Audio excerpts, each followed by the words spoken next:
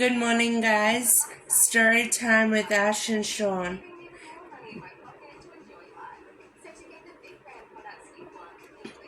Today I'll be reading from chapter 37, Wraith, from mine, the first book in the Blood Tie series from A.K. Rose.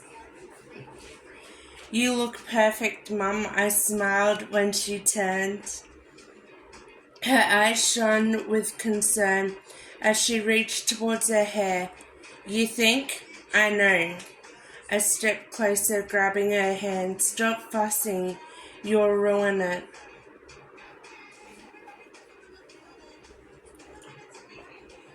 You're right, she agreed, and dropped her hand. You're right. She looked perfect in a simple off-white dress. The lace hung her figure. She didn't look like my mum. She looked like someone else, someone younger and perfect, someone happy. I wanted to feel that happiness for her. I was desperate to feel it, but no matter how hard I smiled, I couldn't stop thinking about Dad. Mum?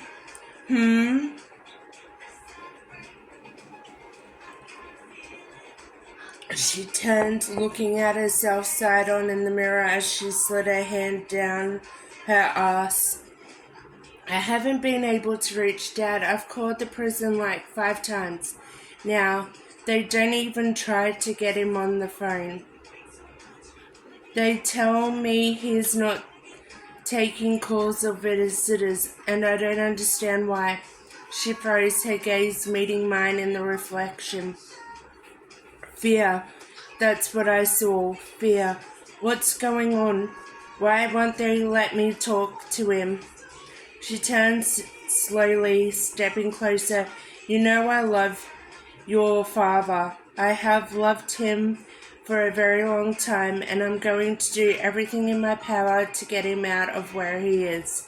But honey, your father did some terrible things, cruel things that the law just cannot overlook. As hard as Creed and the other lawyers have been working to help him, they just have not been able to find a way to get him free. I rocked back on my heels. They can't get him out? All this time I've been waiting for the call, hoping and praying I'd at least see him again. Even if we were no longer a family, I wasn't a kid, I wasn't naive. I knew we'd never have again what we once had. And maybe that was a good thing. It wasn't like it had been happy, but I didn't want this. Didn't want Dad forever behind bars. So he took the news hard. She reached for my hand, and I guess he just needs some time to process this. You understand, right? Tears threatened my view. I tried to swallow the hard lump in the back of my throat, but the damn thing wouldn't budge.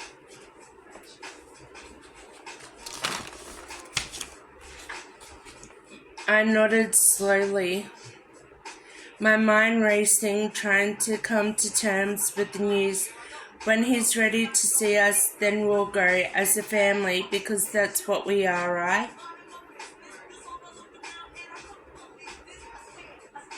A family. We will support him. We will love him. We will do everything in our power to bring him home to us, no matter how long it takes. You won't give up on him? She brushed her hand along my jaw and stared into my eyes. No more than I'd give up on you. I forced a smile. Good. Good?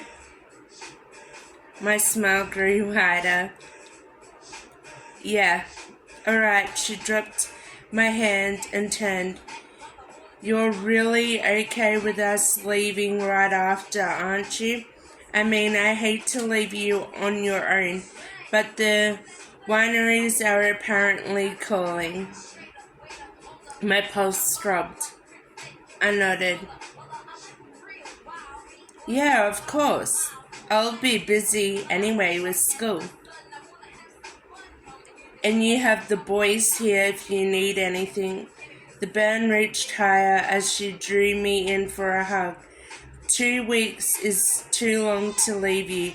2 weeks. 2 weeks of them, avoiding them, hating them. No, it's not too long.